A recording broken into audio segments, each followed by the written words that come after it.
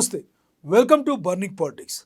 నిత్యం ఖద్దర్ నేతల డైలాగ్ వారితో రణరంగాన్ని తలపించే తెలుగు నేల రాజకీయం రసోత్తరంగా మారింది. సై అంటే సై అనే రేంజ్లో సాగుతున్న పొలిటికల్ దంగల్పై ఓ లుక్కేద్దాం.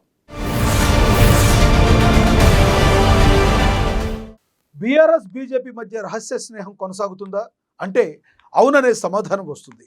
ఇటీవల బీజేపీ పార్లమెంటు బీఆర్ఎస్ పార్లమెంట్ అభ్యర్థుల ఎంపిక చూస్తే బంధం బలమైనదేనని సందేహం కలగక మానదు. ఎందుకంటే బలమైన కమలం అభ్యర్థులపై కారులో వీక్గా ఉన్న లీడర్ను బరిలోకి దింపారు కేసీఆర్. అధికారంలో ఉన్న కాంగ్రెస్ పార్టీని ఎదుర్కోవాలనే మోడీ కేసీఆర్ ప్లాన్ వేశారా అని విశ్లేషకులు సైతం ఆశ్చర్యపోతున్నారు. బీఆర్ఎస్ బీజేపీ మధ్య రహస్య మైత్రి. లోక్సభ అభ్యర్థుల ఎంపికపై అనుమానాలు. బీజేపీలో బలమైన అభ్యర్థులంటే బీఆర్ఎస్ నుంచి బరిలో బలహీనులు.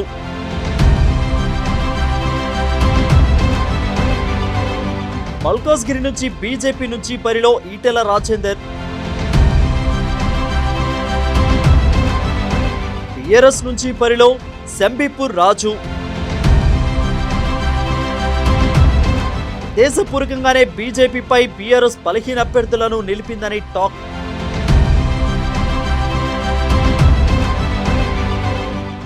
రానున్న లోక్సభ ఎన్నికలలో పోటీ చేసే అభ్యర్థుల ఎంపిక బీఆర్ఎస్ బీజేపీ రహస్య మైత్రి నిజమేనా అన్న అనుమానాలు రేకెత్తిస్తుంది. చాలా కాలంగా తెలంగాణ రాజకీయాలలో బీఆర్ఎస్ బీజేపీల రహస్య మైత్రిపై అనుమానాలు వ్యక్తమవుతూనే ఉన్నాయి. ఆ రెండు పార్టీల నేతలు ఎన్ని రకాలుగా ఖండించినా ఆ అనుమానాలు మాత్రం పూర్తిగా నివృత్తి కాలేదు. ఒక విధంగా చెప్పాలంటే బీజేపీ బీఆర్ఎస్ రహస్య మైత్రి అన్న వార్తలు ఇటీవలి తెలంగాణ అసెంబ్లీ ఎన్నికలలో రెండు పార్టీలకు భారీ నష్టం చేకూరడానికి కారణమయ్యాయి.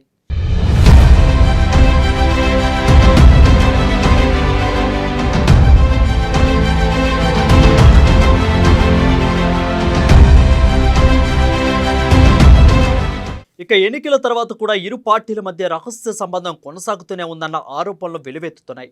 ఆ ఆరోపణలకు బలం చేకూర్చే విధంగా ఇరు పార్టీలు కూడా రానున్న లోక్సభ ఎన్నికలకు ఆ పార్టీల అభ్యర్థుల ఎంపిక ఉందని పరిశీలకులు విశ్లేషిస్తున్నారు. ఇప్పటికే బీజేపీ లోక్సభ ఎన్నికలకు అభ్యర్థులను ప్రకటించింది. వారు అత్యధికులు బీఆర్ఎస్ నుంచి దిగుమతి అయిన వారే. అలాగే బీజేపీ తరపున లోక్సభ ఎన్నికల బరిలో దిగుతున్న బలమైన అభ్యర్థులకు ప్రత్యర్థులుగా బీఆర్ఎస్ అత్యంత బలహీనమైన అభ్యర్థులను పోటీకి దింపుతుంది. మల్కాజ్గిరి నియోజకవర్గం నుంచి బీజేపీ అభ్యర్థిగా ఈటెల రాజేందర్ బరిలో నిలబడ్డారు. ఇక బీఆర్ఎస్ తన పార్టీ అభ్యర్థి మల్కాజ్గిరి లోక్సభ నియోజకవర్గం నుంచి ఎమ్మెల్సీ సంబీపూర్ రాజును రంగంలో దింపుతుంది. ఆయన ఏ విధంగా చూసినా ఈటెలకు పోటీ ఇచ్చే అవకాశం లేదని పరిశీలకులు విశ్లేషిస్తున్నారు.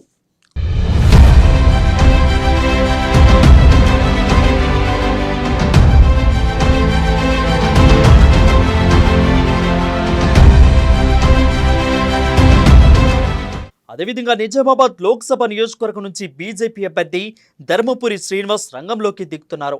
ఆయనకు ప్రత్యర్థిగా సహజంగా ఎవరైనా సరే కల్వకుంట్ల కవిత నిలబడతారని అనుకుంటున్నారు. అయితే కేసీఆర్ మాత్రం బాజిరెడ్డి గోవర్ధన్కు టికెట్ను ఇచ్చారు. ఏ విధంగా చూసినా బాజిరెడ్డి ధర్మపురి శ్రీనివాస్కు పోటీ ఇవ్వలేని పరిశీలకులు విశ్లేషిస్తున్నారు. ఇక చేవెళ్ల విషయానికి వస్తే అక్కడ సిట్టింగ్ ఎంపీ రంజిత్ రెడ్డి త్వరలో కాంగ్రెస్ గుటికి చేరనున్నారు. కాగా స్థానం నుంచి బీజేపీ ఇప్పటికే మాజీ ఎంపీ కొండా విశ్వేశ్వరరెడ్డిని అభ్యర్థిగా ఖరారు చేసింది. కాంగ్రెస్ తరపున ఇటు కాంగ్రెస్ నుంచి రంజిత్ రెడ్డి రంగంలోకి దిగే అవకాశాలే మెండుగా ఉన్నాయి. దీంతో ఇద్దరు బలమైన అభ్యర్థులను చేవెళ్లలో ఎదుర్కోవాలంటూ బీఆర్ఎస్ కూడా గట్టి అభ్యర్థిని నిలబెట్టాల్సి ఉంటుంది. అయితే ఆశ్చర్యకరంగా బీఆర్ఎస్ చేవెళ్ల నుంచి మాజీ ఎంపీ కాసాని జ్ఞానేశ్వర్కు పార్టీ టికెట్ ఇచ్చింది. ఇక జహీరాబాద్ విషయానికి వస్తే అక్కడ బీఆర్ఎస్ ఎంపీ బీబీ పాటిల్ ఇప్పటికే బీఆర్ఎస్కు రాజీనామా చేసి బీజేపీ నుంచి టికెట్ దక్కించుకున్నారు. ఆయనపై పోటీకి బీఆర్ఎస్ ఇప్పటి వరకు ఏ ప్రత్యక్ష ఎన్నికలోనూ విజయం సాధించని చరిత్ర లేని గాలి అనిల్ కుమార్కు కేటాయించారు.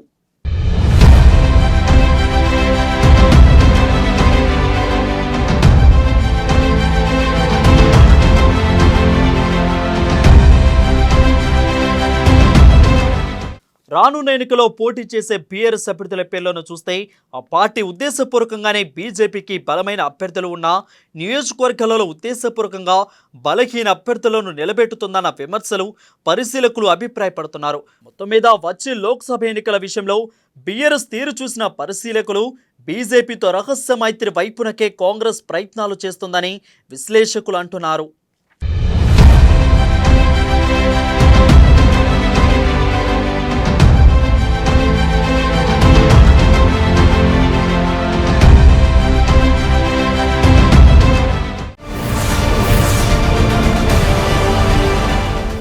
రేవంత్ రెడ్డి అనుకోకుండా ముఖ్యమంత్రి అవ్వలేదు. ప్రతిపక్షంలో బాగా నలిగిన తర్వాతే ఈ స్థాయికి వచ్చారు. ప్రతిపక్షాలపై ఎప్పుడు ఎలా విరుచుకుపడాలో బాగా తెలుసు. అందుకే బీఆర్ఎస్పై ఓ సపరేట్ స్ట్రాటజీతో వెళ్తున్నారు. ప్రస్తుతం రేవంత్ రెడ్డి దూకుడు కొలవడానికి ఏ పరికరాలు సరిపోవడం లేదు. అంతగా ఎదురుదాడికి దిగుతున్నారు. ఒకప్పుడు కేసీఆర్ వాడిన భాషలోనే రేవంత్ సమాధానం చెప్తున్నారు. ముళ్ళును ముళ్ళుతోనే తీయాలనే సామెతను బాగా వాడుతున్నారు సీఎం సాబ్. కేసీఆర్కి ఏమాత్రం తక్కని సీఎం రేవంత్ చరిత్రను గుర్తు చేసి మరీ రెచ్చిపోతున్న రేవంత్ రెడ్డి. రేవంత్ దాటికి తట్టుకోలేకపోతున్న కారు అధినేత.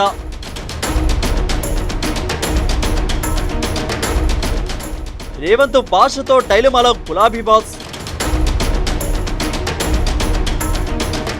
సీఎం రేవంత్ జోరుతో కేసీఆర్ బేజారు.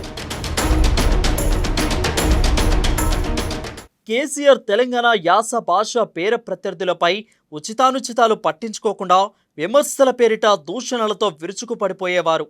ఎప్పుడైతే తెలంగాణ ఉద్యమ సారథ్య బాధ్యతలు చేపట్టారో అప్పటి నుండి కేసీఆర్ది అదే శైలి. ఇక రాష్ట్ర విభజన తర్వాత 2014 ఎన్నికల్లో విజయం సాధించి తెలంగాణ సీఎంగా పక్కాలు అందుకున్నారు కేసీఆర్. ఆ తర్వాత నుంచి ఆకాశమే హద్దుగా చెలరేగిపోయారు. 10 ఏళ్ల పాలన తర్వాత కారుని కాదని కాంగ్రెస్ పార్టీకి అధికారం కట్టబెట్టారు ప్రజలు. సీఎంగా బాధ్యతలు చేపట్టిన రేవంత్ కేసీఆర్ భాషలోనే విమర్శలు గుప్పించడానికి ఇసుమంతైనా వెనుకాడడం లేదు.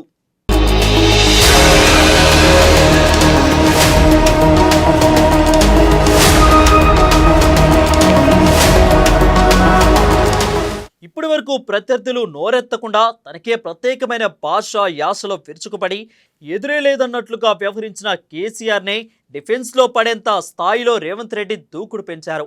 గతంలో ఈ పరిస్థితి ఉండేది కాదు. తెలంగాణ ఉద్యమం సమయంలో ఆ ఉద్యమ సారథిగా కేసీఆర్ తన ఫస్ట్ టార్గెట్గా తెలుగుదేశం పార్టీని ఎంచుకున్నారు. 2 రాష్ట్రాలకు న్యాయమన్న చంద్రబాబు మాటను కాయిన్ చేసి 2 కళ్ళ సిద్ధాంతం అంటూ తనదైన భాషలో చంద్రబాబుపై విమర్శలు గుప్పించారు. అయితే చంద్రబాబు మాత్రం ఎన్నడూ రాజకీయ మర్యాదలకు తిలోదకానిచ్చి మాట్లాడింది లేదు. ఆయన ఎప్పుడూ పరిధి దాటరు. తీవ్ర ఆగ్రహం వస్తే ఏం తమాషా చేస్తున్నారా అన్నది మాత్రమే ఆయన నోటు నుంచి వచ్చే మాట. ఉద్యమ ఊసులో అప్పట్లో కేసీఆర్ భాషకు యాసకు తెలంగాణ జనం నుంచి మంచి స్పందన వచ్చింది. అదే సమయంలో చంద్రబాబు శైలి ప్రస్తుత రాజకీయాలకు సరిపడదని, అనేది అవుట్డేటెడ్ స్టైల్ అని అప్పట్లో సొంత పార్టీ వారే అన్న సందర్భాలు ఉన్నాయి. అయినా చంద్రబాబు తన స్టైల్ మార్చుకోలేదు.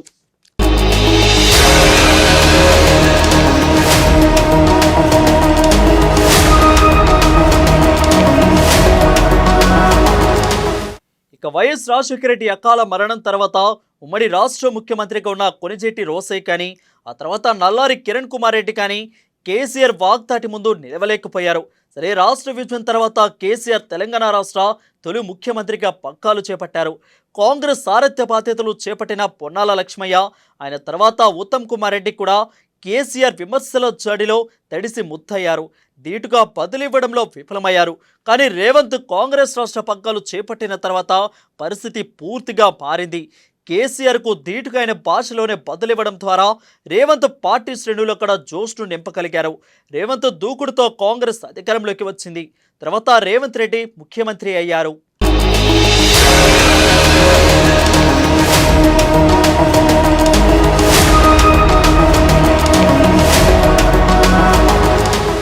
పదేళ్ల పాటు ఇష్టానురాజ్యంగా వ్యవహరించిన బీఆర్ఎస్ సర్కారు తప్పిదాలు ఒక్కొక్కటిగా బయటికి వస్తున్నాయి. వాటి ఆధారంగా కేసీఆర్ లక్ష్యంగా రేవంత్ తన విమర్శలకు పదును పెడుతూ ఉండడంతో కేసీఆర్ పూర్తిగా డిఫెన్స్లో పడిపోయారు. గతంలో తన ధోరణి ప్రత్యర్థి పార్టీల నేతలపై ఉపయోగించిన భాష అన్నీ కన్వీనియంట్గా మర్చిపోయి కరీంనగర్ సభలో ఒక మాజీ ముఖ్యమంత్రిని ఉద్దేశించి మాట్లాడిన భాషేనాది అంటూ అమాయకంగా ప్రశ్నించారు.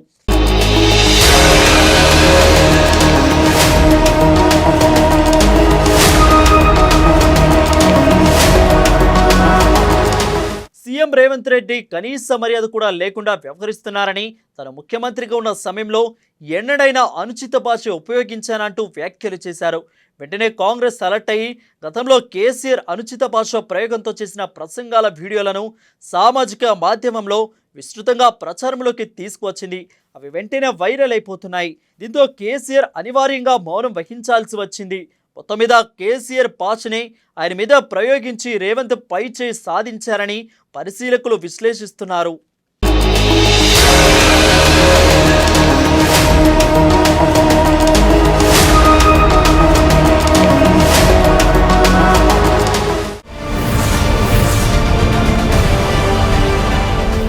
దేశవ్యాప్తంగా పెను సంచలనం సృష్టించిన ఢిల్లీ లిక్కర్ స్కామ్ కేసులో అనూహ్య పరిణామం చోటు చేసుకుంది. ఇప్పటికే ఢిల్లీ మాజీ డిప్యూటీ సీఎం సిసోడియాను చెరసాలకు పంపించారు ఈడీ. ఇప్పుడు బీఆర్ఎస్ ఎమ్మెల్సీ కవితను అరెస్ట్ చేసింది. కవిత ఇంటిపై ఏకకాలంలో ఈడీ ఐటీ సోదాలు నిర్వహించిన తర్వాత ఆమెను అదుపులోకి తీసుకున్నారు. ఇప్పుడు ఆమె అరెస్ట్ హాట్ టాపిక్గా మారింది. సౌత్ ఇండియాలోనే లిక్కర్ స్కామ్లో కవిత చక్రం తిప్పినట్టుగా గుసగుసలు వినిపిస్తున్నాయి. ఢిల్లీలో చక్రం తిప్పుదామనుకున్న కేసీఆర్కి కూతురు ఊహించని ట్విస్ట్ ఇవ్వడంతో గులాబీ బాస్ గుండె పగిలినంత పనైంది. కమలం కుట్రేనని కారు నేతలు ఆరోపిస్తుంటే చట్టం ఎవరికి చుట్టం కాదుండై, తప్పు చేస్తే జైలు ఊచాలు లెక్క పెట్టాల్సిందే అంటున్నారు. ఢిల్లీ లిక్కర్ స్కామ్లో ఎమ్మెల్సీ కవిత ప్రమేయం. కవితను అరెస్టు చేసి ఢిల్లీ తీసుకెళ్లిన ఈడీ బృందం. ఈడీ తీరుపై బీఆర్ఎస్ శ్రేణుల మండిపాటు. చట్ట ప్రకారమే అరెస్టు చేశామన్న ఈడీ అధికారులు. కవిత అరెస్టుతో భావోద్వేగానికి లోనైన కేసీఆర్. తప్పు చేశారు కాబట్టే కవితను అరెస్టు చేశారంటున్న బీజేపీ. మోడీపై యుద్ధం చేయాలనుకున్న కేసీఆర్కి కవిత అరెస్టుతో ఝలక్.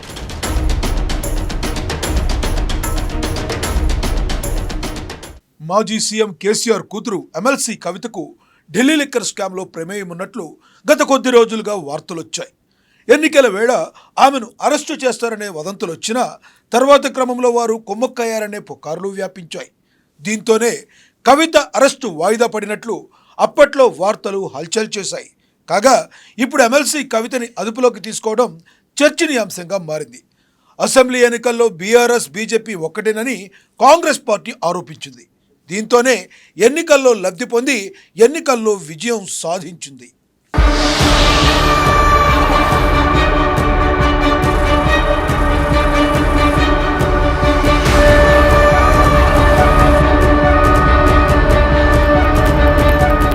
కవితను అదుపులోకి తీసుకున్నట్లు ప్రకటించిన ఈడీ అధికారులు అరెస్టు గురించి ఎలాంటి సమాచారం ఇవ్వలేదు. శుక్రవారం మధ్యాహ్నం కవిత నివాసానికి చేరుకున్న ఈడీ అధికారులు నివాసంలో సోదాలు జరిపారు. సౌత్ గ్రూపులో కవితనే చక్రం తిప్పిందని ఈడీ భావిస్తుంది. మద్యం కేసులో ఆమె ప్రమేయం ఉందనే కేసు నడుస్తున్న క్రమంలో ఆమెను అదుపులోకి తీసుకోవడంపై బీఆర్ఎస్ వర్గాలు భగ్గుమంటున్నాయి. ఆమె అరెస్టుకు నిరసనగా ఆందోళనలు చేపట్టారు. ఈడీ చర్యలు అందరూ వ్యతిరేకిస్తున్నారు. చట్ట ప్రకారమే ఆమెను ప్రశ్నించామని ఈడీ చెప్తున్నా వినిపించుకోవడం లేదు. అయితే ఆమె అరెస్టు అక్రమమని బీఆర్ఎస్ నేతలు ఆగ్రహం వ్యక్తం చేస్తున్నారు. సార్వత్రిక ఎన్నికల వేళ ఓటు బ్యాంకు రాజకీయాల కోసమే కవితపై అరెస్టు అస్త్రం ప్రయోగించారని బీఆర్ఎస్ వర్గాలు ఆరోపిస్తున్నాయి. ఏడాది కిందట సాక్షి కింద పరిగణలోకి నోటీసులు ఇచ్చారని, కానీ ఇప్పుడు నిందితురాలుగా పేర్కొంటూ అరెస్టు చేశారన్నారు హరీష్ రావు. ఏడాదిలోనే సాక్షి నిందితురాలైందా? దాని వెనుక కుట్ర ఉందని ఆయన అన్నారు. అరెస్ట్ చేయడం అంటే ఇది ఖచ్చితంగా రాజకీయ కుట్ర. ఇది రాజకీయంగా ఎన్నికల ముందు రేపు నోటిఫికేషన్ వస్తుందంటే ఇవాళ అరెస్ట్ చేయడం అనేటువంటిది మా పార్టీని దెబ్బతీయాలని ఒక పథకం ప్రకారంగా ఒక కుట్రతో చేస్తా ఉన్నారు. 19వ తేదీ కోర్టులో కేసులో ఉంది కదా, ఏమంత అర్జెంట్ వచ్చింది ఇవాళని అరెస్ట్ చేయాలని? కోర్టులో ఈ కేసు ఫుల్ మ్యాటర్ని ఎగ్జామిన్ చేస్తూ ఉన్నారు. మహిళల్ని ఈడీ అరెస్ట్ చేయొచ్చా చేయరాదా? ఇది మమతా బెనర్జీ వెస్ట్ బెంగాల్ ముఖ్యమంత్రి గారి కుటుంబ సభ్యురాలిపైన, నళిని చిదంబరం గారిపైన, కవిత గారిపైన ఈ అన్ని కేసులు కలిపి సుప్రీంకోర్టు ఒకవైపు వింటా ఉంది. సుప్రీంకోర్టులో దీని మీద ఒకవైపు విచారణ జరుగుతూ ఉంటే, సుప్రీంకోర్టు దేశ అత్యున్నత న్యాయస్థానం దీన్ని విచారిస్తూ ఉంటే, 3 రోజుల తర్వాతనే 19వ తేదీ సుప్రీంకోర్టులో మ్యాటర్ పెండింగ్లో ఉంటే, ఇవాళ ఈ రోజు ఇంత అర్జెంటుగా అరెస్ట్ చేయడం అనేటువంటిది, రేపు ఎలక్షన్ నోటిఫికేషన్ వస్తుంది కనుక పార్లమెంట్ ఎన్నికల్లో మమ్మల్ని దెబ్బతీయాలని ఇలా ఒక కుట్రతో చేసినటువంటిది అనేది ఇలా స్పష్టంగా రాష్ట్ర ప్రజలందరికీ కూడా అర్థమవుతా ఉంది. ఎందుకంటే ఈరోజు ఈ అరెస్ట్ అనేది కేవలం రాజకీయంగా ప్రేరేపితమైంది. 1 సంవత్సరంన్నర కింద కవిత గారిని విట్నెస్ కింద నోటీస్ ఇచ్చారు. ఏడాదిని అర్థం తర్వాత ఇవాళ అక్యూజ్డ్ కింద మేము అరెస్ట్ చేస్తున్నామంటారు. అంటే ఏడాదిని అర్థం ఏం చేసిండ్రు మరి మీరు? ఈ 1.5 year నుంచి ఏం చేసిండ్రు? రేపు పార్లమెంట్ ఎన్నికల నోటిఫికేషన్ వస్తే ఇవాళ అరెస్ట్ చేయడం అనేటువంటిది ఇది పూర్తిగా రాజకీయ దురుద్దేశంతో, ఒక కుట్రతో చేసినటువంటిదే తప్ప ఇంకోటి ఏమీ కాదు. ఇవాళ ఇంత అత్యున్నత న్యాయస్థానం ముందు కేసు పెండింగ్లో ఉండగా ఉదయం ఏమో సెర్చ్ అన్నారు, సాయంత్రం ఏమో అరెస్ట్ అంటారు. అంటే ఇవన్నీ కూడా ఏంటంటే ముందే ప్లాన్ చేసుకొని వచ్చిండ్రు. వాళ్ళు ఫ్లైట్ టికెట్లు కూడా బుక్ చేసినారు. ముందేమో సెర్చ్ అంటారు, తర్వాత అరెస్ట్ అంటారు. అంటే ఇదంతా ఒక ప్లాన్డ్గా మధ్యాహ్నం తర్వాత వచ్చి కోర్టుకు కూడా పోకుండా, కోర్టుకు కూడా అవకాశం లేకుండా మధ్యాహ్నం 2 తర్వాత వచ్చి సాయంత్రం 6 తర్వాత కోర్టు టైం అయిపోయినాక అరెస్ట్ అంటారు. అందులో రేపు శనివారం, ఎల్లుండి ఆదివారం. ఇదంతా ఒక రాజకీయ దురుద్దేశంతో రేపు ఎలక్షన్ నోటిఫికేషన్ వస్తే ఇవాళ మా పార్టీ క్యాడర్ను, మా నాయకుడిని డిమోరలైజ్ చేసే ఉద్దేశంతో ఒక పథకం ప్రకారంగా చేస్తూ ఉన్నారు. బట్ ఎవరు ఎన్ని చేసినా పోరాటాలు మాకు కొత్త కాదు.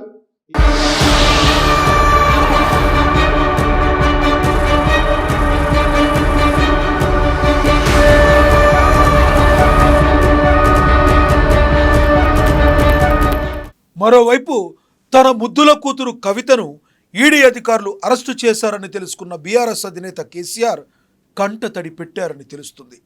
తొలిసారి ఆయన బోరున విలపించారు. తన ఇంట్లోనే ఉన్న ఆయన ప్రస్తుతం విశ్రాంతి తీసుకుంటున్నారు. అడపాదడపా మాత్రమే బయటకు వస్తున్నారు. పార్లమెంటు ఎన్నికలకు సంబంధించి ఒకవైపు కసరత్తు ముమ్మరం చేస్తూనే మరోవైపు పార్టీని వీడిపోతున్న వారితోనూ మంతనాలు చేస్తున్నారు. ఇలాంటి కీలక సమయంలో అనూహ్యంగా కవితను ఈడీ అధికారులు అరెస్టు చేయడంతో ఆయన ఒక్కసారిగా మ్రానపడిపోయారు.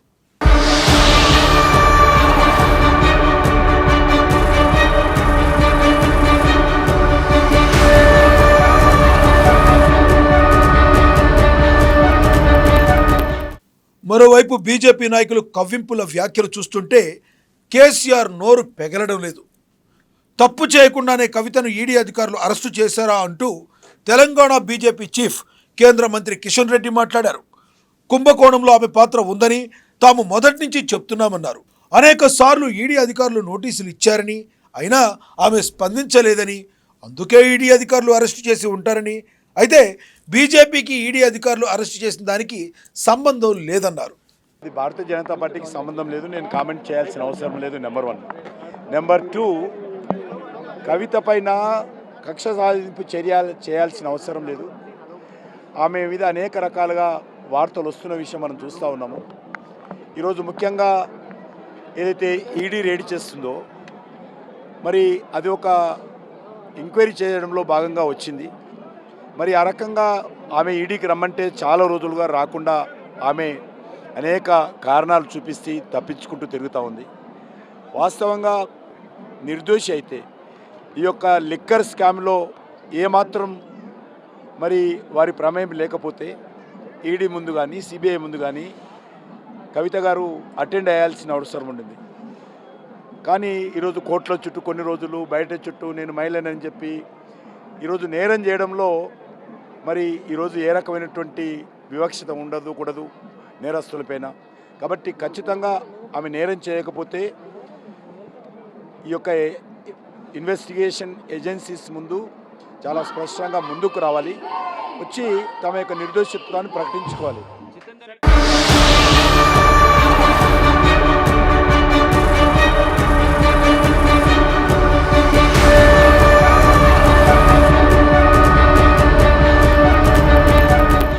మరోవైపు కవిత ఇంట్లో ఏం జరుగుతుందో చూసేందుకు వెళ్లిన ఆమె సోదరుడు మాజీ మంత్రి కేటీఆర్, ఆయన బావమరిది మరో మాజీ మంత్రి హరీష్ రావును పోలీసులు లోపలికి అనుమతించలేదు.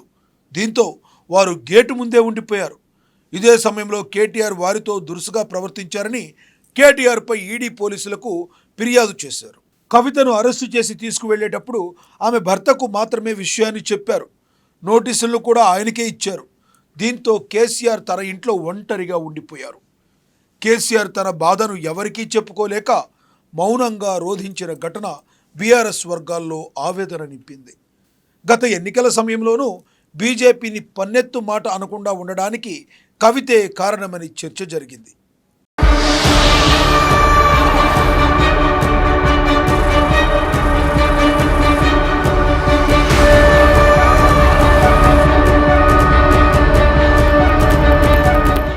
ఇక ఇప్పుడు పార్లమెంట్ ఎన్నికల సమయంలోనూ దేశవ్యాప్తంగా విజృంభించాలని ప్రధాని మోడీ గద్దె దింపాలని అనుకున్న కవిత కారణంగానే ఈ ప్రయత్నాలను కేసీఆర్ వాయిదా వేసుకున్నారు. తన పార్టీకి బీఆర్ఎస్ పేరు పెట్టడం వెనుక కూడా జాతీయ స్థానంలో చక్రం తిప్పాలనే ఉద్దేశం ఉంది. అయినప్పటికీ తన దూకుడు కారణంగా కవితను ఇబ్బందుల్లోకి నెట్టడం ఇష్టం లేక ఆయన మౌనం వహించారు. ఇంత చేసినా ఈడీ తన కుమార్తెను అరెస్టు చేయడంతో కేసీఆర్ కంటతడి పెట్టినట్టు పార్టీ వర్గాలు చెప్తున్నాయి.